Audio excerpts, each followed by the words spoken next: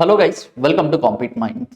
Yes, అందరికి కూడా జై హింద్ అండి. Welcome to compete minds, welcome to operation Rakshak. మీ అందరికీ తెలిసిందే, ఆపరేషన్ రక్షక్ అనేది ఎవరైతే ఎక్స్పెషల్గా యూనిఫామ్ సర్వీసెస్కి ప్రిపేర్ అవుతున్నారో వాళ్ళందరికీ సంబంధించి ప్రీవియస్ ఇయర్ క్వశ్చన్స్ అనేది మనం అనాలసిస్ అనేది చేయడం అయితే జరుగుతుంది. దీనికి సంబంధించి పార్ట్ 2 డిస్కస్ చేద్దాం నాన్న. ఎస్, మ్యాచింగ్ అడుగుతున్నారు. మీరు అబ్జర్వ్ చేశారో లేదో, మేజర్గా బుక్స్ అండ్ ఆథర్స్ మీద క్వశ్చన్స్ అనేది ఎక్కువగా రిపీట్ అవుతూ ఉన్నాయి. అంటే మేజర్గా లిటరేచర్ వర్క్కి సంబంధించి మీరు ఎవరైతే ఎస్ఐ కానిస్టేబుల్ ఎగ్జామినేషన్, ఎక్స్పెషల్గా కానిస్టేబుల్ ఎగ్జామినేషన్స్కి ప్రిపేర్ అయ్యే వాళ్ళు ఒక్కసారి క్లారిటీగా చూసుకున్నానా, ఇది చాలా చాలా ఇంపార్టెంట్ అని చెప్పుకోవచ్చు. ఎస్, చాలా ఇది ఇంపార్టెంట్ టాపిక్ అని చెప్పుకోవచ్చు అండి. ఎస్, చూద్దామండి. ఓకే, ఇక్కడ చూసుకుంటే మృచ్ఛకటిక అని చెప్పేసి అంటున్నారు. దీన్ని ఏ లాంగ్వేజ్లో రాశారు అంటే సాంస్క్రిట్ లాంగ్వేజ్కి సంబంధించింది. దీన్నే స్టోరీ ఆఫ్ క్లే పాట్ అని చెప్పేసి కూడా పిలుస్తూ ఉంటారు.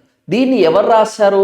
ఎస్, శుద్రఖ అని చెప్పేసి అతను రాయడం అయితే జరిగింది. ఎవరు రాశారు? శుద్రఖ అని చెప్పేసి సాంస్క్రిట్లో రాయడం అయితే జరిగింది. అలాగనే మనకి చూసుకుంటే బృహత్ సంహిత అనేది ఆస్ట్రాలజీకి సంబంధించి, క్లైమేట్ వెదర్ కండిషన్కి సంబంధించి మేజర్గా it is acted as a main source అని చెప్పేసి పిలుస్తూ ఉంటారు. దీనికి సంబంధించి ఎవరు రాశారు అంటే ఎస్, వరాహమిత్ర అని చెప్పేసి అతను రాయడం అయితే జరిగింది. అంటే ఇప్పుడు చూడండి అన్న, ఫస్ట్ ఏముండాలి? ఎస్, మృచ్ఛకటిక అని చెప్పేసి దీన్ని ఎవరు రాశారు? ఎస్, శూద్రక అని చెప్పేసి అతను రచించడం అయితే సరే. ఏ వచ్చేసి ఏముండాలి మనకి? ఎస్, 2 ఉండాలి. ఇక్కడ ఉందా? లేదు. ఎస్, ఇక్కడ ఉందా? లేదు. ఇక్కడ చూద్దాం అన్నాను. నెక్స్ట్ డి చూద్దామండి. డి వచ్చేసి ఏముండాలి? ఎస్, ఇది చెప్పుకోవాలి అంటే 3 ఉండాలి. D3 కనిపిస్తుంది కదా, ఇక్కడ లేదు కదా.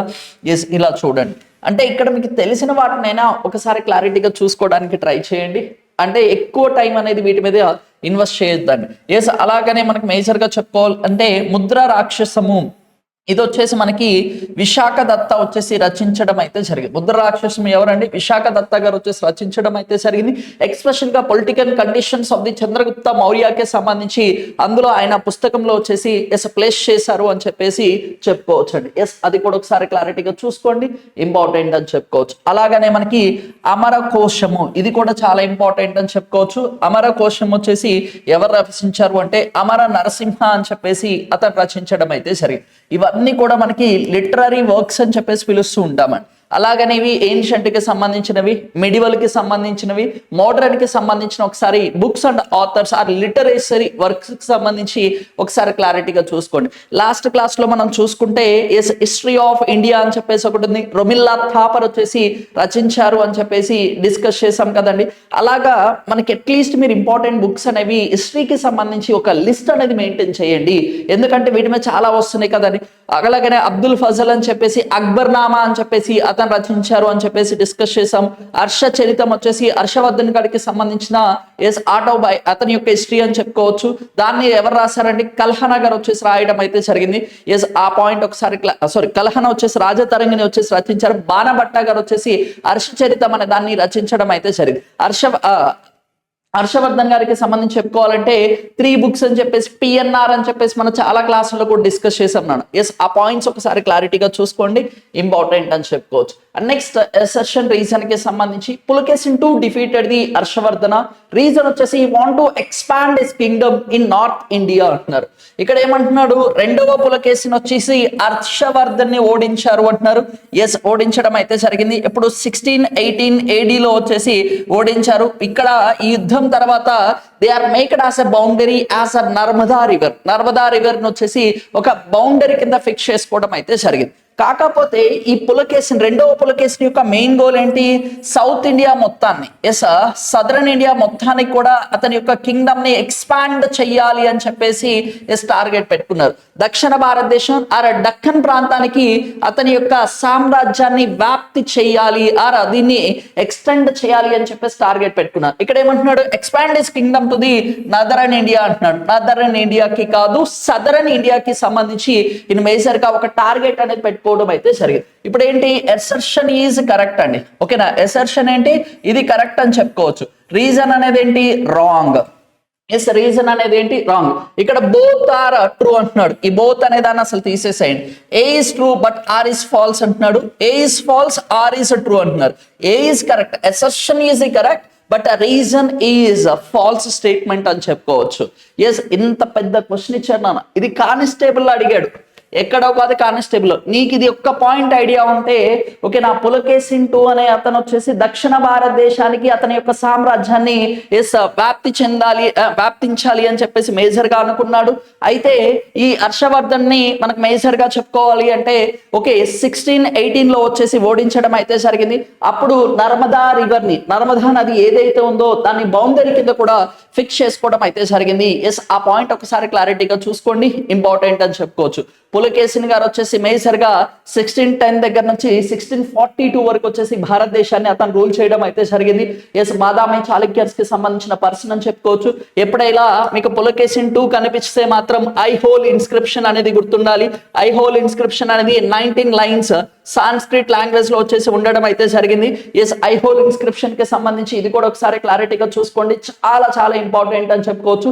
Ravikirti composed the I whole inscription అని చెప్పేసి ఒకసారి క్లారిటీగా చూసుకోండి, అది కూడా ఇంపార్టెంట్ పాయింట్ అని చెప్పుకోవచ్చు అండి. ఎస్ అది కూడా ఇంపార్టెంట్ పాయింట్ అని చెప్పుకోవచ్చు. అలాగనే హర్షవర్ధన గారి గురించి చెప్పుకోవాలంటే 1606 దగ్గర నుంచి అతను వచ్చేసి 1647 వరకు కూడా హర్షవర్ధన వచ్చేసి రూల్ చేయడం అయితే జరిగింది. ఎస్ ఈ పాయింట్ చూసుకోండి. హర్ష చరితం వచ్చేసి మనకి బాణభట్ట గారు వచ్చేసి రచించడం అయితే జరిగింది. ఆ క్వశ్చన్ కూడా మనకి చాలా సార్లు ప్రీవియస్ గా హిస్టరీకి సంబంధించి అడిగారు నాన్న. ఎస్ సార్, ఎస్ అది వచ్చేసి ప్రీవియస్ గా చాలా సార్లు కూడా మనకు అడగడం అయితే జరిగింది. ఎస్ ఈ పాయింట్స్ ఒకసారి క్లారిటీగా చూసుకోండి, ఇంపార్టెంట్ అని చెప్పుకోవచ్చు. ఈ క్వశ్చన్ కి సంబంధించి ఏ ఈజ్ కరెక్ట్, ఆర్ వచ్చేసి మనకి రీజన్ అనేది రాంగ్ అని చెప్పుకోవచ్చు నాన్న. ఓకే నెక్స్ట్ క్వశ్చన్ చూద్దాం. Which of the following persons were allowed to they become member of Buddhist సంగమం? అంటే ఈ క్రింది వాళ్ళు ఎవరు బుద్ధిస్ట్ సంగమంలో సభ్యులు కావడానికి అర్హులు అంటారు. ఈ క్వశ్చన్ మీద కొంచెం అంబిక్విటీ, కొంచెం కన్ఫ్యూజన్ అనేది ఉండడం అయితే జరిగింది. అయితే ఇక్కడ చూడండి అన్న, female about to the 15 years allowed అంటున్నాడు. ఓకే అలాగనే వచ్చేసి person service to the king, ఎవరైతే రాయల్ ఫ్యామిలీస్ కానీ ఎవరైనా వేరే వాళ్ళకి సర్వీస్ చేస్తుంటే they are not allowed for the taking as a membership in the Buddhism or Buddhist సంగమం అని చెప్పేసి మెన్షన్ చేశారు. ఎవరైతే అప్పుల్లో ఉన్నారు, ఎస్ అప్పుల్లో ఉన్న వారికి కూడా బుద్ధిజంలో ఎస్ మెంబర్షిప్ అనేది ప్రొవైడ్ చేయరు. ఇన్ జనరలీ ఈ రెండు స్టేట్మెంట్స్ కూడా రాంగ్ అని చెప్పుకోవచ్చు. అయితే ఇక్కడ person free from the leprosy, ఎవరైతే కుష్టివ్యాధి లేని వారు ఉంటారో వాళ్ళు కూడా వచ్చేసి ఎస్ బుద్ధిజంలో జాయిన్ అవ్వచ్చు. అంటే ఇక్కడ మనకి ఆప్షన్ చూడండి, ఈ రెండు రాంగ్. ఎస్ సెకండ్ స్టేట్మెంట్ అనేది ఫోర్త్ స్టేట్మెంట్ రెండు కూడా రాంగ్ కదా. ఎస్ ఈ రెండు కూడా రాంగ్. ఇక్కడ ఆప్షన్స్ లో ఏమీ లేవు. ఎస్ ఈ క్వశ్చన్ మీద అంబిక్విటీ అనేది ఉండడం అయితే జరిగింది. అయితే వాళ్ళు అఫీషియల్ గా చెప్పిన దాని ప్రకారం చూసుకుంటే మనకి ఎస్ అఫీషియల్ కీలో తర్వాత వాళ్ళు పబ్లిష్ చేశారు, తర్వాత ఈ క్వశ్చన్ ని మార్చారు. ఇక్కడ మోస్ట్ ప్రాబబ్లీ కరెక్ట్ ఆన్సర్ అంటే 1 and 3 అని చెప్పుకోవచ్చు. ఎస్ దీని 1 and 3 అయితే ఈ ఆప్షన్ అనేది కరెక్ట్ అని చెప్పుకోవచ్చు అండి. ఎస్ ఈ క్వశ్చన్ మీద చాలా అంబిక్విటీ ఉంది. చాలా వరకు కూడా నేను డిఫరెంట్ సోర్సెస్ నుంచి కూడా చూశాను నాన్న. మాక్సిమం చూసుకుంటే ఫీమేల్స్ కి వచ్చేసి మెంబర్షిప్ ఇచ్చారు 15 years కన్నా అబౌవ్ ఉంటే, మహిళలకి కూడా ఎస్ ఉమెన్స్ కి సంబంధించి కూడా బుద్ధిజంలో మెంబర్షిప్ అనేది అందించడం అయితే సరే. ఈ బుద్ధిజంలోనే కదా ఉమెన్ ఎంట్రీ ఇచ్చిన తర్వాతే బుద్ధిజం అనేది కొలాప్స్ అవ్వడం అయితే జరిగింది అని చెప్పేసి మినిస్ట్రీలో చదువుకున్నారు. అంటే women is entered into the or taking into the membership అని చెప్పుకోవచ్చు. కొన్ని వాటిలో ఉంది, కొన్ని వాటిలో లేదు. సర్టెన్ అంబిగ్విటీ అనేది ఉండడం అయితే జరిగింది దాని మీద. అయితే మోస్ట్ ప్రాబబ్లీ కరెక్ట్ ఆన్సర్ వచ్చేసి నేను 3 తీసుకుంటున్నాను. ఎప్పుడు ఇది 3 చేసినప్పుడు. ఓకేనా, దీని మీద కొంచెం క్లారిటీ లేదు, బట్ ఇన్ జనరల్ గా నువ్వు పిక్ చేసుకోవాలంటే ఎస్ ఇదని చెప్పుకోవచ్చు. Next identify the correct pair అంటున్నాడు. చూడండి మళ్ళీ కరెక్ట్, నాట్ కరెక్ట్ అని చెప్పేసి చాలా వచ్చాయి. ఓకేనా, give me blood I will give you freedom అని చెప్పేసి ఎవరు చెప్పారు? సుభాష్ చంద్రబోస్ గారు చెప్పడం అయితే జరిగింది. మీరు నాకు రక్తాన్ని ఇవ్వండి, నేను మీకు స్వతంత్రాన్ని ఇస్తాను అని చెప్పేసి సుభాష్ చంద్రబోస్ గారు వచ్చేసి అతని యొక్క ఎస్ స్లోగన్ అని చెప్పుకోవచ్చు. సుభాష్ చంద్రబోస్ గారి యొక్క బర్త్డేని ఇండియాలో ఏ విధంగా సెలబ్రేట్ చేస్తున్నారు? పరాక్రమ్ దివాస్ అని చెప్పేసి సెలబ్రేట్ చేయడం అయితే జరుగుతుంది. ఈ 2026వ సంవత్సరానికి సంబంధించి ఎస్ అతని ఎన్నో బర్త్ యానివర్సరీ అండి?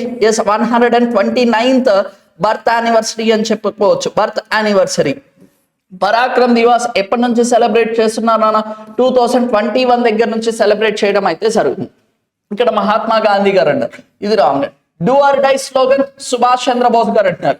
Do or die slogan maximum popularise చేసింది మనకి quit India movement. Quit India movement ఎప్పుడు? ఎస్, ఆ మూమెంట్ లోనే మనకి మేజర్ గా చెప్పుకోవాలి అంటే మహాత్మా గాంధీ గారు మేజర్ గా డూ ఆర్ డై అని చెప్పేసి స్లోగన్ ఇచ్చారు. ఇక్కడ సుభాష్ చంద్రబోస్ గారు అన్నారు కాబట్టి ఇది కూడా రాను. Swaraj is my birth right, I shall have it అంటున్నారు. స్వతంత్రము నా జన్మ హక్కు, దాన్ని నేను పొందుతాను అని చెప్పేసి ఎవరన్నారు? గోపాలకృష్ణ గోఖలే గారు కాదు, ఎస్ బాలగంగాధర్ తిలక్ గారు అని చెప్పుకోవచ్చు అండి.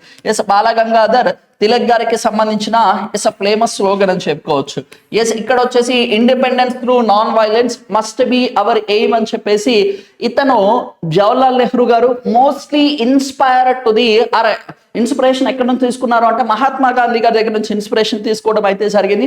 అందుకోసం వచ్చేసి independence through non violence must be our aim అని చెప్పేసి ఎస్ జవహర్లాల్ నెహ్రూ గారు వచ్చేసి అందించడం అయితే జరిగింది. ఒకసారి ఫేమస్ స్లోగన్స్ అనేవి ఒకసారి క్లారిటీగా చూసుకున్నానా ఇంపార్టెంట్ అని చెప్పుకోవచ్చు. ఫేమస్ స్లోగన్స్ అన్ని ఒకసారి జాగ్రత్తగా చూసుకోండి. నెక్స్ట్ మ్యాచ్ ది ఫాలోయింగ్ అడుగుతున్నారు. మ్యాచ్ ది ఫాలోయింగ్ వచ్చేసి మేజర్ గా చెప్పుకోవాలి అంటే ఎస్ సైట్స్ ఇచ్చాడు, హిస్టారికల్ ప్లేసెస్ ఇచ్చాడు, వాటికి సంబంధించిన ఎస్ థింగ్స్ ఇచ్చాడు. బింబేట్కా కేవ్స్ అనేది మీకు తెలుసు కదా, ఇవి రాతిపైన చిత్రాలు ఎస్ రాక్ పెయింటింగ్స్ కి వచ్చేసి చాలా ఫేమస్ అని చెప్పుకోవచ్చు. అలాగనే మనకి చెప్పుకోవాలంటే హరప్పాకి సంబంధించి ఏమైనా సిటీస్ ఇచ్చాడా? ఫస్ట్ డిస్కోర్డ్ సైట్ గ్రానరీస్ ఉన్నాయి అని చెప్పేసి హరప్పాలో మీ అందరికీ తెలిసిందే. అవి ఏమైనా ఉన్నాయా? లేవు. మరి హరప్పా వచ్చేసి ఏ టైంకి సంబంధించింది? ఇక్కడ మెగాలిథిక్ అని ఇచ్చాడు. అలాగని రాకెట్ అయిపోయింది కాబట్టి రోమన్ ట్రైడ్ అది కూడా కాదు, చాల్కోలిథిక్ అంటున్నారు. ఎస్, హరప్పా అనేది ఏ టైంకి సంబంధించినది? చాల్కోలిథిక్ కి సంబంధించింది కదండి. ఎస్, తామర రాతి యుగానికి సంబంధించినది హరప్పన్ సివిలైజేషన్ అని చెప్పుకోవచ్చు. ఫస్ట్ ఏ సివిలైజేషన్ స్టార్ట్ అయింది భారతది? ఫస్ట్ చెప్పుకోవాలంటే స్టోన్ ఏజ్, రాతి యుగం అనేది స్టార్ట్ అవ్వడం అయితే జరిగింది. రాతి యుగం తర్వాత మనకి మెటల్స్ స్టార్ట్ అయ్యాయి కదా. ఎస్, మెటల్స్ కి సంబంధించి ఫస్ట్ కాపర్ అని చెప్పేసి దాన్ని యూజ్ చేయడం అయితే జరిగింది. ఈ కాపర్ తర్వాత బ్రాంజ్ అని చెప్పేసి దాన్ని యూజ్ చేశారండి. ఈ బ్రాంజ్ తర్వాత మేజర్ గా చెప్పుకోవాలి అంటే ఐరన్ అనేది రావడం అయితే జరిగింది. ఈ ఐరన్ ఎప్పుడు వచ్చిందండి? ఎస్, ఐరన్ ఎప్పుడు కనుగొన్నారు అంటే ఎస్ మేజర్ గా చెప్పుకోవాలంటే 1000 BC. ఎస్, 1000 BCలో ఇన్వెంట్ చేయడం అయితే కనుగొన్నారు. అయితే ఇక్కడ ఫస్ట్ కాపర్ వచ్చింది, తర్వాత బ్రాంజ్, తర్వాత ఐరన్ అని చెప్పుకోవచ్చు. హరప్పా అనేది ఏ టైంకి సంబంధించినది అంటే చాల్కోలిథిక్ కి సంబంధించినది. ఎస్, చాల్కోలిథిక్ కి సంబంధించినది. ఎస్, ఇది ఒకసారి క్లారిటీగా చూడండి. ఇక్కడ చూడండి బింబేట్కా అంటే రాక్ కట్ పెయింటింగ్స్ మీ అందరికీ తెలిసిందే కదా. అంటే డి వచ్చేసి ఏముండాలి? 1 ఉండాలి. ఇక్కడ ఉందా? లేదు. ఇక్కడ ఉందా? లేదు. ఇక్కడ ఉందా? లేదు. డైరెక్ట్ గానే మీరు ఆన్సర్ చేయొచ్చు. కాకపోతే ఇక్కడ చూసుకుంటే ఆది చల్నూర్ అనేది మనకి మేజర్ గా చెప్పుకోవాలి అంటే ఇది మెగాలిథిక్ కి సంబంధించిందని చెప్పుకోవచ్చు. ఇది తమిళనాడు రాష్ట్రంలో వచ్చేసి ఉండడం అయితే జరిగింది. ఎక్కడ ఉందండి? తమిళనాడు రాష్ట్రంలో ఉండడం అయితే జరిగింది. అలాగని అరికిన్ మీడు అని చెప్పేసి ఇది రోమన్స్ తో వ్యాపారం అనేది చేయడం అయితే జరిగింది. ఇది అట్ ప్రెసెంట్ మనకి పుదుచ్చేరి ఆర్ పాండిచ్చేరిలో వచ్చేసి ఉండడం అయితే జరిగింది. రోమన్ ట్రేడ్ గురించి ఇది మెన్షన్ చేశారండి. అంటే మనకి మ్యాచింగ్ వచ్చినప్పుడు ఒకసారి క్లారిటీగా చూసుకోండి. మీకు ఒకటి తెలిసినా అది మీకు వర్కౌట్ అవుతుందా అనేది చూసుకోవడానికి ట్రై చేయండి. మ్యాచింగ్ లో ఇదే ఇంపార్టెంట్ అండి. ఓకేనా? ఈ బింబేట్కా అంటే మనకి 1957 ఆర్ 58 ఆ టైంలో వచ్చేసి మనకి విఎస్ వాంకర్ అని చెప్పేసి అతను బింబేట్కా కేవ్స్ వచ్చేసి అతను కనుగొనడం అయితే జరిగింది. ఈ బింబేట్కాని యునెస్కో వరల్డ్ హెరిటేజ్ సైట్ కింద కూడా రికగ్నైజ్ చేయడం అయితే జరిగింది. ఎప్పుడు 2003లో అని చెప్పుకోవచ్చు అండి. Next, which of the following statements is not correct అంటున్నారు. ఈ క్రింది వాటిలో ఏది సరికాదు అంటున్నాడు. కరెక్ట్, నాట్ కరెక్ట్ వచ్చినప్పుడు చాలా క్లారిటీగా చూసుకోండి. మీకు ఫిజికల్ పేపర్ వస్తుంది కాబట్టి ఎగ్జామినేషన్ లో ఖచ్చితంగా మీరు అండర్లైన్ చేసుకోండి. ఎస్, ఈ నాట్ అని కనిపించిందా ఖచ్చితంగా దాన్ని రౌండ్ ఆఫ్ చేసుకోండి, ఈజీగా ఉంటుంది. Alauddin Khilji detached politics from the religion అంటున్నారు. మతం నుండి రాజకీయాల్ని ఎస్ వేరు పరిచయాన్ని అల్లావుద్దీన్ ఖిల్జీ గారు ఎస్ ఇంట్రడ్యూస్ చేశారంటున్నారు. చూద్దాం. Muhammad bin Tughlaq introduce the iqta system in మనకు ఈజ్ ఢిల్లీ సల్తనేట్స్ అంటున్నాడు. ఓకేనా? ఢిల్లీ సల్తనేట్స్ కి సంబంధించి ఇక్తా సిస్టమ్ ఇంట్రడ్యూస్ చేసిందంట ఎవరంట? మహమ్మద్ బిన్ తుగ్లక్ అంట. Firoz Shah Tughlaq collected the jizya even from the Brahmins అంటున్నారు. ఫిరోజ్ షా తుగ్లక్ అనే అతను వచ్చేసి జిజియా అని చెప్పేసి ఆ ట్యాక్స్ ని బ్రాహ్మిన్స్ దగ్గర నుంచి కూడా కలెక్ట్ చేశారు. Yes, the famous Persian festival Nowruz was introduced by the Delhi Sultanate. సంబంధించి మనకి ఎవరు అంటే బాల్బన్ అని చెప్పుకోవచ్చు అండి. ఎస్, ఎవరు? బాల్బన్ వచ్చేసి ఇంట్రడ్యూస్ చేయడం అయితే సరే. ఈ నవరోజ్ ఫెస్టివల్ ఇంట్రడ్యూస్ చేసింది ఎవరు? ఎస్ బాల్బన్ అనే చెప్పుకోవచ్చు కదా. ఎస్ ఇది కరెక్టే. ఓకే నెక్స్ట్ చూడండి, ఇక్కడ మనం క్లారిటీ చూసుకోవాల్సింది ఈ రెండు స్టేట్మెంట్స్ అండి. ఇక్తా సిస్టమ్ అని చెప్పేసి ఇట్స్ ఆ రెవెన్యూ కలెక్షన్ సిస్టమ్. దీన్ని ఇంట్రడ్యూస్ చేసింది ఎవరండి? ఇల్టుట్మిష్ కదా.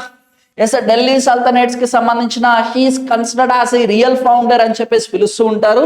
అతనే జిజియా ట్యాక్స్ సిస్టమ్ ఇక్తా సిస్టమ్ వచ్చేసి అతన్ని ఇంట్రడ్యూస్ చేయడం అయితే జరిగింది. ఈ జిజియా ట్యాక్స్ సిస్టానికి సంబంధించి చెప్పుకోవాలి అంటే కుతుబుద్దీన్ ఐబక్ వచ్చేసి అతను మేజర్ గా ఇంట్రడ్యూస్ చేశారు.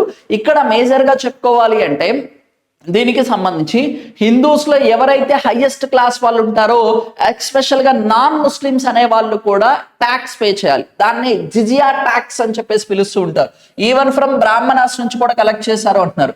ఇది కూడా కరెక్ట్ అండి. మనకి ఇక్కడ సరికానిది అడుగుతున్నారు కాబట్టి ఇక్తా సిస్టమ్ అనే దాన్ని ఢిల్లీ సల్తనేట్స్ లో ప్రవేశపెట్టింది మహమ్మద్ బిన్ తుగ్లక్ కాదు. ఓకే ఇల్టుత్మిష్ అని చెప్పేసి చూసుకోండి. ఈ క్వశ్చన్ కి సంబంధించి answer 2 will be the correct answer అండి. ఎంత డీటెయిల్ గా అడుగుతున్నాడు అనేది ఒకసారి క్లారిటీ తెచ్చుకోండి అన్న. ఎంత ఇంపార్టెంట్ అనేది కూడా ఒకసారి క్లారిటీగా చూసుకోండి. నెక్స్ట్ ఫాలోయింగ్ స్టేట్మెంట్స్ అంటున్నారు. ఈ క్రింది వాటిని మళ్ళీ మ్యాచింగ్ అనేది అడగడం అయితే జరిగింది. ఇది మనకి భక్తి మూమెంట్ కి సంబంధించిన ఇంపార్టెంట్ పర్సన్స్. వాళ్ళు లో క్లాస్ నుంచి రావడం అయితే జరిగింది. వాళ్ళు ఏ కమ్యూనిటీస్ కి సంబంధించి అడుగుతున్నారు. కబీర్ గారు వచ్చేసి చేనేతకి సంబంధించిన పర్సన్ అని చెప్పుకోవచ్చు అండి. కబీర్ గారు వచ్చేసి ఏ కమ్యూనిటీకి సంబంధించిన ఆయన? చేనేతలకి సంబంధించి అని చెప్పుకోవచ్చు అండి. అలాగనే రాయిదాస్ రవిదాస్ అని చెప్పేసి పిలుస్తూ ఉంటారు. ఇతను వచ్చేసి మనకి కాబ్లర్ అంటే మనకి చర్మకారులకు సంబంధించిన పర్సన్ అని చెప్పుకోవచ్చు అండి. సేనా అని చెప్పేసి ఈయన వచ్చేసి బాబర్ కి సంబంధించిన. పీపా అంటే మనకు వచ్చేసి రాజ్పుట్ కి సంబంధించిన. పీపర్ అంటే పీపా అంటే రాజ్పుట్లకి సంబంధించిన పర్సన్ అని చెప్పుకోవచ్చు. అంటే కబీర్ వచ్చేసి ఏముండాలి? వేవర్ అంటే చేనేతకారుడు. ఎక్కడుందో చూడండి అన్న. ఏ వచ్చేసి 3 ఉండాలి. ఫస్ట్ ఆప్షన్ లో ఉంది. ఇంకెక్కడైనా ఉందా? ఇక్కడ లేదు. 1 will be the correct answer అండి. అంటే క్వశ్చన్ చూడండి, అంటే ఇక్కడ మోడల్ అబ్జర్వ్ చేయండి అన్న. అంటే ఇలాంటి క్వశ్చన్స్ కూడా మనకి ఎగ్జామినేషన్ లో అడుగుతున్నారు. అంటే మీరు ఒక టాపిక్ చదివేటప్పుడు క్లారిటీగా చదవడానికి చూడండి, ఇంత క్లారిటీగా ఉంటేనే మీరు ఎగ్జామ్ లో క్వశ్చన్ అనేది అటెంప్ట్ చేయొచ్చు. ఇది 2018 లో అడిగిన క్వశ్చన్ అండి. ఓకేనా? అంటే తెలంగాణ స్టేట్ ఫామ్ అయినాక మనకి సెకండ్ ఎగ్జామ్ అని చెప్పుకోవచ్చు ఇది. I think so. ఓకేనా? 2016 2018 తర్వాత అంటే సెకండ్ డే కదా ఇది. అందుకోసమే ఒక్కసారి క్లారిటీగా చూడండి. క్వశ్చన్స్ అనే వాటిని చాలా చాలా ఇంపార్టెంట్ నాను. ఓకే నెక్స్ట్ చూద్దామండి. మ్యాచింగ్ అడుగుతున్నారు. మళ్ళీ ఇక్కడ కూడా మనకి మేజర్ గా చెప్పుకోవాలి అంటే లిటరరీస్ కి సంబంధించిన క్వశ్చనే అడగడం అయితే జరిగింది. దీనికి సంబంధించి చూద్దాం నాన్న. తారిక్ ఈ ఫిరోజ్ షాహీ అంటున్నారు. తారిక్ ఈ ఫిరోజ్ షాహీ వచ్చేసి ఎవరు రచించారు? దీన్ని వచ్చేసి మనకి ఎవరంటే జిజియాయుద్దీన్ బహానీ అని చెప్పేసి అతను రచించడం అయితే జరిగింది. అండ్ నెక్స్ట్ వచ్చేసి మనకి తబక్త్ ఈ నర్సరీ అని చెప్పేసి దీన్ని రచించింది ఎవరు అంటే మనకి దీన్ని రచించింది ఎవరు అంటే మిన్హాజ్ సిరాజ్ అని చెప్పేసి అతను రచించడం అయితే జరిగింది. ఇంకా నెక్స్ట్ వచ్చేసి మనకి ఫుత్ అల్ సహద్దీన్ అని చెప్పేసి దీన్ని రచించింది ఎవరు అంటే దీనికి సంబంధించి ఇసామి అని చెప్పేసి అతను రచించారు. ఇసామి వచ్చేసి రచించడం అయితే జరిగింది. తారిక్ ఈ ముబారక్ షా అని చెప్పేసి మహమ్మద్ సిరాజుద్దీన్ వచ్చేసి రచించడం అయితే జరిగింది. అందుకోసం ఇది మిడివల్ కి సంబంధించిన బుక్స్ అండ్ ఆథర్స్ కి సంబంధించండి. మిడివల్ టైం కి సంబంధించిన బుక్స్ అండ్ ఆథర్స్ ఇవి ఒక్కసారి క్లారిటీగా చూసుకోండి. చాలా చాలా ఇంపార్టెంట్ అని చెప్పుకోవచ్చు. ఏ వచ్చేసి ఏముండాలన్నా 2 ఉండాలి. ఇక్కడ ఉంది. ఇక్కడ ఉంది. డి చూద్దామండి. డి వచ్చేసి ఎంత ఉండాలి? డి వచ్చేసి 4 ఉండాలి. ఇక్కడ 3 ఉంది కాబట్టి ఇది రాంగ్ అండి. 2 will be the correct answer. ఈ క్వశ్చన్ కి సంబంధించి 2 will be the correct answer. ఇందులో ఒకసారి బుక్స్ అండ్ ఆథర్స్ అన్ని కూడా ఒకసారి క్లారిటీగా చూసుకోండి. ఇట్స్ వెరీ వెరీ ఇంపార్టెంట్ అని చెప్పుకోవచ్చు అండి. Next arrange the following chronologic order అంటున్నాడు. వాడు ఏమి ఇచ్చాడు అక్కడ? కొన్ని టైప్స్ ఆఫ్ వార్స్ గురించి వచ్చేసి మెన్షన్ చేయడం అయితే జరిగింది. ఇక్కడ చూసుకుంటే ఫస్ట్ ఆంగ్లో మైసూర్ వార్ ఎప్పుడండి? 1767 లో కండక్ట్ చేయడం అయితే జరిగింది.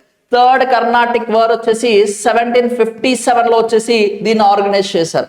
అలాగనే ఫస్ట్ ఆంగ్లో మరాఠా వార్ అని చెప్పుకోవాలంటే 1775లో ఇది జరగడం అయితే జరిగింది. ఫస్ట్ ఆంగ్లో సిక్ వార్ అంటే మనకి 1845 టు 1846 ఆ ప్రాంతంలో వచ్చేసి ఇది కండక్ట్ చేయడం అయితే సరే. ఇవి మనకి 1, 2, 3 చూసుకుంటే 1700లో ఉంది. ఈ థర్డ్ చూడండి ఆంగ్లో సిక్ వార్ అనేది చెప్పుకోవాలంటే 1845కి సంబంధించి. అంటే లాస్ట్ ఏముండాలి 4 ఉండాలి. లాస్ట్ అనేది ఖచ్చితంగా 4 ఉండాలి. ఈ రెండిట్లో లేదు కాబట్టి దాన్ని నేను ఎలిమినేట్ చేసేస్తున్నా.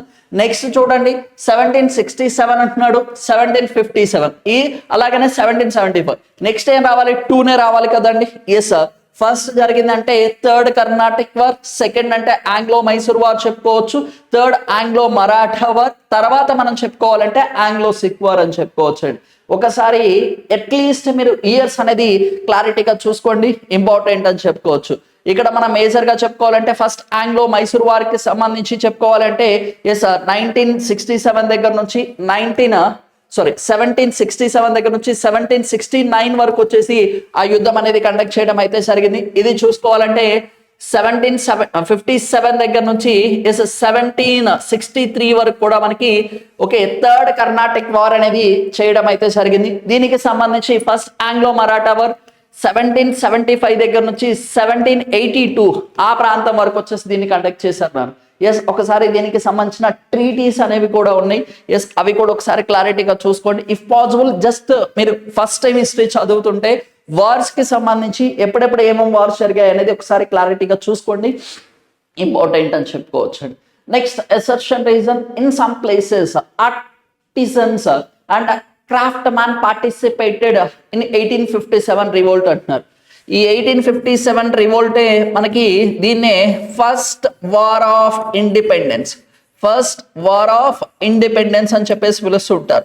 భారతదేశంలో మొట్టమొదటిసారిగా స్వతంత్రం కోసం ఒక యుద్ధం అనేది చేయడం అయితే జరిగింది. ఆ యుద్ధం పేరే మనకి సిపాయిల తిరుగుబాట్లు అని చెప్పేసి పిలుస్తూ ఉంటారు. ఆ సిపాయి మ్యూటనీ అని చెప్పేసి కూడా పిలవడం అయితే జరుగుతుంది. డిఫరెంట్ ప్రావిన్సెస్ నుంచి అందరూ పార్టిసిపేట్ చేసి బ్రిటిషర్స్ అగెనిస్ట్ గా Indian local Kings Indian rulers అనే వాళ్ళు ఫైట్ చేయడం అయితే సరే.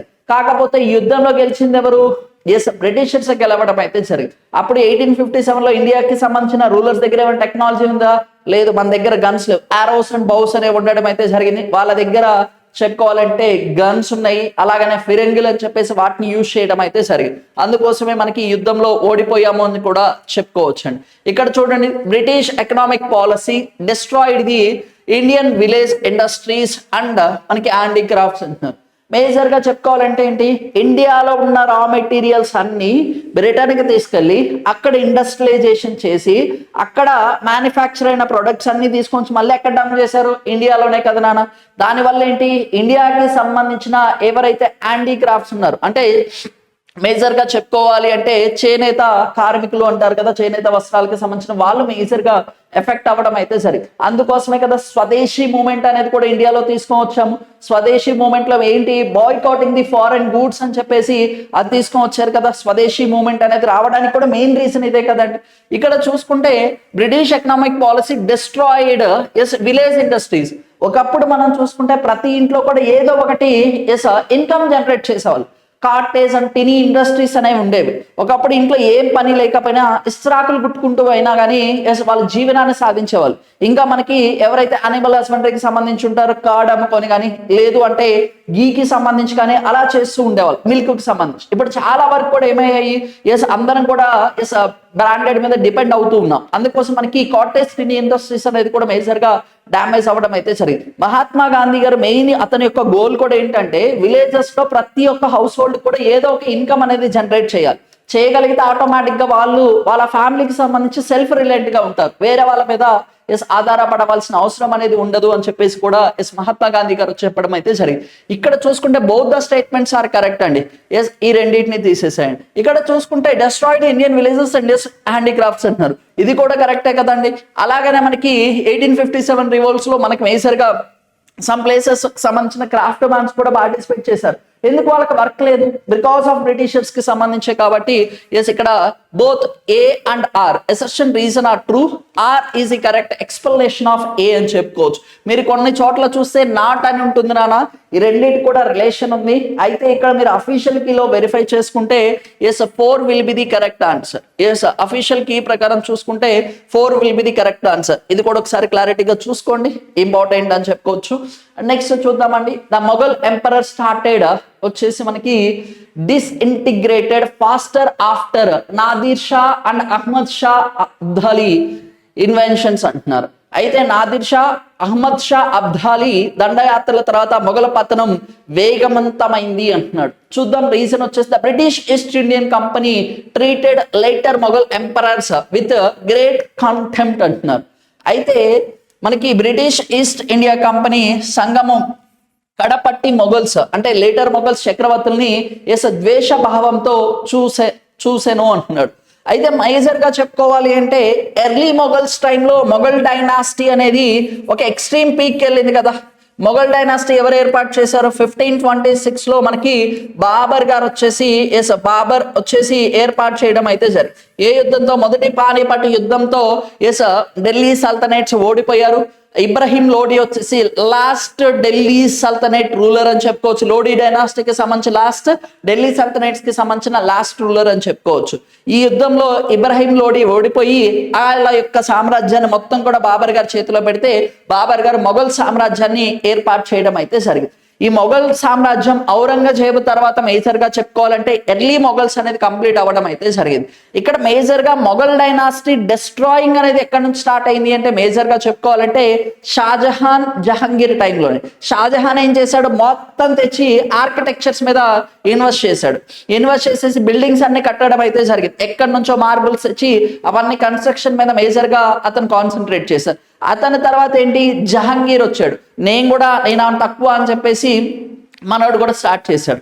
ఉన్న మనీ అంతా కూడా షాజహాన్ కట్టడాలకి తీసుకెళ్ళిపోయి ఆయన యొక్క లగ్జరీ ఐటమ్స్ కోసం ఎక్కువగా యూజ్ చేశారు. రెవెన్యూ అనేది లేదు, వార్ చేయడానికి కూడా నిజంగా కండిషన్స్ అనేది సహకరించలేదండి.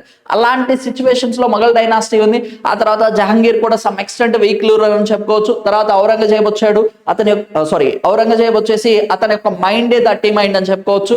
ఆల్మోస్ట్ చాలా మొఘల్ డైనాసిటీ అనేది అక్కడే కొలాప్స్ అవ్వడం అయితే సరే. దాని తర్వాత లేటర్ మొఘల్స్ వచ్చారు. లేటర్ మొఘల్స్ టైంలో కూడా మేజర్ గా చెప్పుకోవాలి అంటే సర్టెన్ ఎక్స్టెంట్ వరకు కూడా మేజర్ గా వచ్చేసి డౌన్ ఫాల్ అనేది చూడడం అయితే సరే.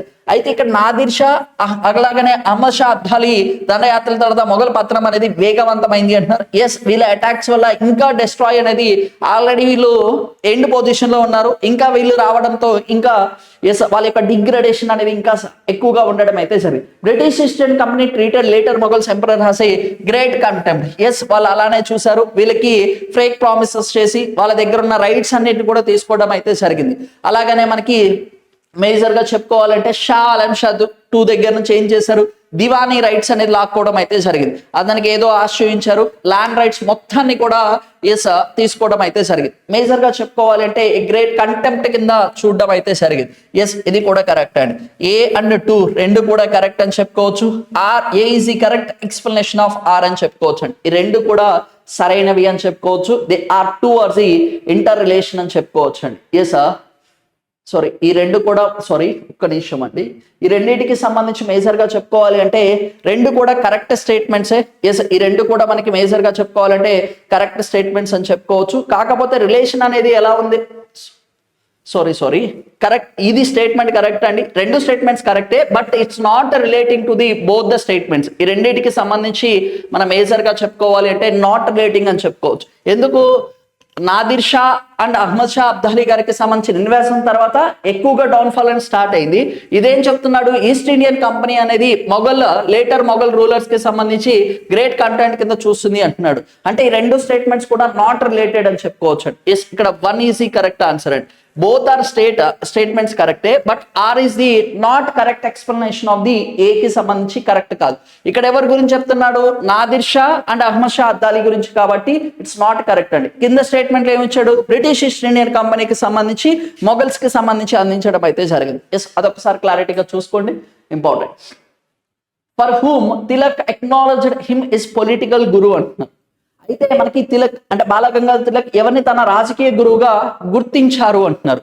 ఈ క్వశ్చన్ చూసిన వెంటనే చాలా మంది మీరు గూగుల్లో సెర్చ్ చేసినా కానీ స్వామి వివేకానంద కానీ అలాగనే ఆర్జీ రనాడే అని చెప్పేసి కనిపిస్తూ ఉంటాయి. వాళ్ళ యొక్క ఇన్స్పిరేషన్ ఈజ్ తిలక్ గారికి సంబంధించి ఎంటైర్లీ డిఫరెంట్ అండి. అయితే ఇక్కడ మేజర్ గా చెప్పుకోవాలి అంటే శిశుకుమార్ ఘోష్ గారికి సంబంధించి ఈయన అమృత్ బజార్ పత్రిక అని చెప్పేసి ఏర్పాటు చేసి ఆ టైంలో ఉన్న సిచ్యువేషన్స్ అన్నిటిని కూడా అతను పబ్లిష్ చేసినందుకు గాను, అంటే డేర్గా పబ్లిష్ చేసినందుకు గాను బాల గంగాధర్ తిలక్ ఇతన్ని ఇన్స్పైర్ చేసుకోవడం అయితే జరిగింది. ఆ టైంలోనే హీఈస్ కన్సిడర్డ్ యాజ్ ఈ పొలిటికల్ గురు. ఏదైనా సరే స్ట్రాంగ్ గానే ఉండాలి అని చెప్పేసి అప్పుడు బాల గంగాధర్ తిలక్ గారు వచ్చేసి ఇన్స్పైర్ అవ్వడం అయితే జరిగింది. ఇక్కడ ఇన్ జనరల్ గా స్వామి వివేకానంద గారిని ఇన్స్పైర్ అయ్యారు. ఆయన యొక్క ఇంటెన్షన్ వేరు. అమృత్ బజార్ పత్రిక అని చెప్పేసి దాన్ని ఎస్టాబ్లిష్ చేసినప్పుడు ఆ టైంలో మనకి శిశుకుమార్ ఘోష్ గారిని ఎక్కువగా ఇన్ఫ్లుయెన్స్ అవ్వడం అయితే జరిగింది. అతని యొక్క జర్నలిజానికి సంబంధించి డేర్నెస్ గాను బాల గంగాధర్ తిలక్ గారు వచ్చేసి హెవీగా ఇన్ఫ్లుయెన్స్ అవ్వడం అయితే జరిగింది. ఈ పాయింట్ ఒకసారి క్లారిటీగా చూసుకోండి, ఇంపార్టెంట్ అని చెప్పుకో. అలాగనే సుభాష్ చంద్రబోస్ గారికి సంబంధించి ఫిలాసాఫికల్ గురు ఎవరండి? స్వామి వివేకానంద గారు వచ్చేసి ఉండడం అయితే జరిగింది. ఆ పాయింట్ ని కూడా ఒకసారి క్లారిటీగా చూసుకోండి, ఇంపార్టెంట్ అని చెప్పుకోవచ్చు. ఛత్రపతి శివాజీ గారికి సంబంధించి చెప్పుకోవాలంటే he's considered as father of Indian నేవీకి సంబంధించి పిలవడం అయితే జరుగుతుంది. బంకిం చంద్ర చటోపాధ్యాయ్ గారు, ఇతని గురించి కూడా ఒకసారి హిస్టరీ పాయింట్ ఆఫ్ వ్యూలో మీరు ఎవరైతే ఇంపార్టెంట్ పర్సన్స్ ఉన్నారో వాళ్ళ గురించి అట్లీస్ట్ కీ పాయింట్స్ అనేది ఒకసారి క్లారిటీగా చూసుకోండి, చాలా చాలా ఇంపార్టెంట్. ఓకే, నెక్స్ట్ చూద్దామండి. Which of the following is not correctly matched అంటున్నారు. ఈ క్రింది వాటిలో ఏది సరి అయిన జత కాదు అంటున్నాడు. ఇక్కడ మేజర్ గా చెప్పుకోవాలి అంటే వాళ్ళు ఎస్టాబ్లిష్ చేసిన organisation or political parties established by అని చెప్పేసి మెన్షన్ చేయడం అయితే జరిగింది. ఇక్కడ చూసుకుంటే ఖుదాయి కదమత్ ఘర్ అని చెప్పేసి దీన్ని ఏర్పాటు చేసింది ఖాన్ అబ్దుల్ గఫర్ ఖాన్ అని చెప్పుకోవచ్చు. ఈయన అంటే మీరు ఖచ్చితంగా 1987 ఇయర్ అనేది గుర్తుండాలి. ఎందుకు 1987 ఇయర్ గుర్తుండాలి? ఇండియాకి సంబంధించిన హైయెస్ట్ సివిలియన్ హానర్ ఏంటి? భారత్ రత్న. అది అందుకున్న first foreign person Khan Abdul Gafar Khan గారండి. తర్వాత నిల్సన్ మండేలా గారికి 1990లో అందించడం అయితే జరిగింది. ఇతను ఎస్టాబ్లిష్ చేయడం అయితే జరిగింది. ఇండియన్ ముస్లిం లీగ్ మహమ్మద్ అలీ జిన్నా వచ్చేసి ఏర్పాటు చేయడం అయితే జరిగింది. ఇది కూడా కరెక్ట్ అని చెప్పుకోవచ్చు అండి. యూనియనిస్ట్ పార్టీ అని చెప్పేసి దీన్ని ఏర్పాటు చేసింది లియాఖత్ అలీ ఖాన్ కాదండి. దీన్ని ఎవరు ఏర్పాటు చేశారు అంటే ఫజల్ హుసేన్ అని చెప్పేసి సర్ ఫజల్ హుసేన్ అని చెప్పేసి అతను ఏర్పాటు చేయడం అయితే జరిగింది. ఈ స్టేట్మెంట్ వచ్చేసి రాంగ్ అని చెప్పుకోవచ్చు అండి. అలాగనే వచ్చేసి మనకి కరక్షక ప్రజా సమితి ప్రజా సమితి అని చెప్పేసి దీన్ని ఫజల్ అసక్ అని చెప్పేసి అతను ఏర్పాటు చేయడం అయితే జరిగింది. ఇది కూడా కరెక్టే. అంటే మనకి ఇక్కడ నాట్ కరెక్ట్ అడుగుతున్నారు కాబట్టి ఆన్సర్ వచ్చేసి ఏంటండి 2 will be the correct answer. ఈ క్వశ్చన్ కి సంబంధించి 2 will be the correct answer అని చెప్పుకోవచ్చు. Next, arrange the following political associations in chronological order అంటున్నారు. అంటే మనకి మేజర్ గా గుర్తుపెట్టుకోవాల్సింది మీరు క్రొనలాజికల్ సీక్వెన్స్ అనేది కూడా ఇంపార్టెంట్. ఫస్ట్ ఇంపార్టెంట్ ఆర్గనైజేషన్స్ అన్ని నేర్చుకున్న తర్వాత మీరు మేజర్ గా చూసుకోవాల్సింది ఏంటి అంటే ఇంపార్టెంట్ పొలిటికల్ ఆర్గనైజేషన్స్ అన్ని కూడా ఒకసారి క్లారిటీగా చూసుకున్నానా, అవన్నీ కూడా ఇంపార్టెంట్ అని చెప్పుకోవచ్చు. మద్రాస్ నేటివ్ అసోసియేషన్ అంటున్నారు. ఈ మద్రాస్ నేటివ్ అసోసియేషన్స్ ఎప్పుడు ఎస్టాబ్లిష్ చేశారు? 1872లో వచ్చేసి దాన్ని ఏర్పాటు చేయడం అయితే జరిగింది. పూర్వ సార్వజనిక సభ అని చెప్పేసి దీన్ని ఎప్పుడు ఏర్పాటు చేశారు? 1870లో వచ్చేసి దాన్ని ఏర్పాటు చేయడం అయితే జరిగింది. ఆల్ అస్సాం అహోమ్ డైనాస్టీ దీన్ని వచ్చేసి 1876లో వచ్చేసి దాన్ని ఏర్పాటు చేయడం అయితే జరిగింది. అలాగనే ఇండియన్ అసోసియేషన్ దీన్ని 1893లో వచ్చేసి ఏర్పాటు చేయడం అయితే జరిగింది. మద్రాస్ నేటివ్ అసోసియేషన్స్ 1852 గుర్తుండాలి. పూర్వ సార్వజనిక సభ వచ్చేసి 1870లో ఏర్పాటు చేశారు. ఆల్ అస్సాం అహోమ్ అసోసియేషన్ అంటే 1876లో ఏర్పాటు చేశారు. ఇండియన్ అసోసియేషన్ అంటే 1893లో వచ్చేసి దీన్ని ఏర్పాటు చేయడం అయితే జరిగింది. ఇక్కడ ఇచ్చిన సీక్వెన్స్ అనేది కూడా ఎలా ఉంది? క్రోనలాజికల్ ఆర్డర్ లోనే ఇచ్చాడు. మనల్ని సింపుల్ గా డైవర్ట్ చేస్తున్నాడు. మీకు క్లారిటీ ఉందా లేదా అని చెప్పేసి ఇక్కడ ABCD ఇస్ కరెక్ట్ సీక్వెన్స్ లోనే ఉంది కదా నాన్న.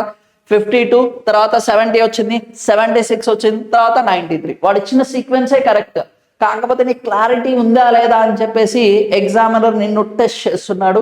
అందుకోసం ఒకసారి క్లారిటీగా చూడండి అన్న. ఇలాంటి క్వశ్చన్స్ కూడా ఉంటాయి, ఓకేనా? ఇలాంటి క్వశ్చన్స్ కూడా ఉంటాయి. ఒక్కోసారి మీరు కన్ఫ్యూజ్ అవ్వద్దు, సార్ వాడే కరెక్ట్ ఇచ్చి ఓకేనా ఇలా అడుగుతారా అని చెప్పేసి మీరు అలా ఎప్పుడు కూడా అనుకోవద్దు నాన్న. ఓకే, నెక్స్ట్ నగర, ద్రవిడ అండ్ నెక్స్ట్ వచ్చేసి చెప్పుకోవాలి అంటే వెసరా అని చెప్పేసి ఈ టర్మ్స్ దేనికి సంబంధించినవి అంటున్నారు. ఇవి మేజర్గా మనం చెప్పుకోవాలి అంటే టెంపుల్ ఆర్కిటెక్చర్కి సంబంధించినవి, టెంపుల్ ఆర్కిటెక్చర్స్కి సంబంధించినవి అని చెప్పుకోవచ్చు. నగారా స్టైల్, నగారా అంటే ఎన్ గుర్తుపెట్టుకోండి, నదరన్ ఇండియాకి సంబంధించి ఉత్తర భారతదేశానికి సంబంధించిన టెంపుల్ ఆర్కిటెక్చర్ ని నగారా స్టైల్ అని చెప్పేసి పిలుస్తూ ఉంటారు. ద్రావిడ అంటే ద్రావిడ అంటే ఓకేనా సౌత్ ఇండియాకి సంబంధించి, దక్షిణ భారతదేశానికి సంబంధించిన టెంపుల్ ఆర్కిటెక్చర్ వచ్చేసి ద్రావిడ స్టైల్ అంటారు. నార్త్ ఇండియాలో మనం చెప్పుకోవాలి అంటే మేజర్గా టెంపుల్కి సంబంధించి ఇలా స్ట్రైట్గా కన్స్ట్రక్ట్ చేస్తారు. కాకపోతే సౌత్ ఇండియాకి సంబంధించి గోపురాస్ అనేది మల్టిపుల్గా ఉంటాయి. గోపురాస్ పైన విమానం అని ఉంటుంది. విమానం పైన వచ్చేసి మనం చెప్పుకోవాలి అంటే కలశం అని చెప్పేసి ఏర్పాటు చేస్తూ ఉంటారు. మీరు సౌత్ ఇండియాలో ఏ టెంపుల్కి వెళ్ళినా కానీ గోపురం పైన చూడండి కలశాలు అని చెప్పేసి అవి ఉంటాయండి, ఓకేనా? కాకపోతే నార్త్ ఇండియాలో అవి కనపడవు, నార్త్ ఇండియాలో అలా ఏమీ కనిపించవండి, ఓకేనా? అదొకసారి క్లారిటీగా చూసుకోండి. అండ్ నెక్స్ట్ వచ్చేసి వెసరా అనేది చెప్పుకోవాలంటే ఇది మిక్స్డ్ అని చెప్పుకోవచ్చు. నార్త్ ఇండియన్ అలాగనే సౌత్ ఇండియన్ ఈ రెండు వీటికి సంబంధించి ఆర్కిటెక్చర్ మిక్స్ చేసి కన్స్ట్రక్ట్ చేస్తే వెసరా స్టైల్ ఆఫ్ ఆర్కిటెక్చర్ అని చెప్పేసి పిలుస్తూ ఉంటారు. ఇవి మేజర్గా దేనికి సంబంధించినవి అంటే ఇండియన్ టెంపుల్ ఆర్కిటెక్చర్కి సంబంధించినవి అని చెప్పుకోవచ్చు. 3 లింగ్విస్టిక్ గ్రూప్సా అంటే భాషాపరమైనవి అంటే కాదు నాన్న, ఓకేనా? అలాగని 3 మ్యూజికల్ ఘరానాస్ అంటే అది కూడా కాదు. సోషల్ మెయిన్ గ్రూప్స్ అంటే ఇది కూడా కాదండి, ఓకే? నగర, ద్రావిడ అంటేనే మీకు గుర్తుండాలి. ఈ మేజర్గా హిస్టరీకి సంబంధించి ఆర్ట్ అండ్ కల్చర్లో మీరు నేర్చుకుంటారండి, ఓకేనా? ఇవి హిస్టరీకి సంబంధించి ఆర్ట్ అండ్ కల్చర్లో టెంపుల్ ఆర్కిటెక్చర్ అని చెప్పేసి ఆ టాపిక్ ఉంటుంది. అక్కడ వీటి యొక్క ఫ్యూచర్స్ అనేది కూడా ఒకసారి క్లారిటీగా చూసుకోండి, ఇంపార్టెంట్ అని చెప్పుకోవచ్చు. అలాగనే ద్రవిడియన్ స్టైల్కి సంబంధించి చెప్పుకోవాలి అంటే మేజర్గా ఏమేమి కనిపిస్తాయి అంటే మండపం అని చెప్పేసి కనిపిస్తూ ఉంటుంది. గర్భగృహ అని చెప్పేసి మెయిన్ టెంపుల్ కి సంబంధించి గర్భగృహ అనేది ఉండడం అయితే జరుగుతుంది. దాని తర్వాత గోపురం ఉంటుంది, గోపురం పైన మనకి విమానం అని చెప్పేసి ఉంటుంది. ఆ విమానం పైన వచ్చేసి మనం చెప్పుకోవాలంటే కలశం అని చెప్పేసి ఏర్పాటు చేస్తూ ఉంటారు. ఎస్, అలా ఒకసారి క్లారిటీగా చూసుకోండి. Many earliest Buddhist sources mentioned about six మనకు వచ్చేసి mahanagaras of north India they are అంటున్నారు.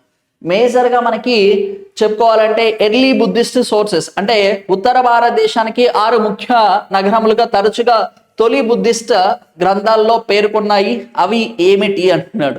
ఎస్, వాటికి సంబంధించి ఒకసారి చూద్దాం నాన్న. ఎస్, ఏమేమి మెన్షన్ చేశారు అనేది ఒకసారి చూద్దాము. అంటే నాదరన్ ఇండియాకి సంబంధించి కదా తక్షశిల. ఎస్, తక్షశిలాకి సంబంధించి నదరన్ ఇండియాలోనే ఉంది.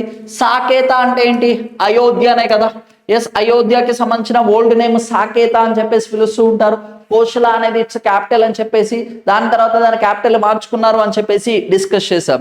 ఎస్, రాజగృహ మగధ క్యాపిటల్, తర్వాత పాటలీపుత్రకు వచ్చేసి ఎస్ జంప్ అవ్వడం అయితే జరిగింది. అలాగనే చంప, కాశీ,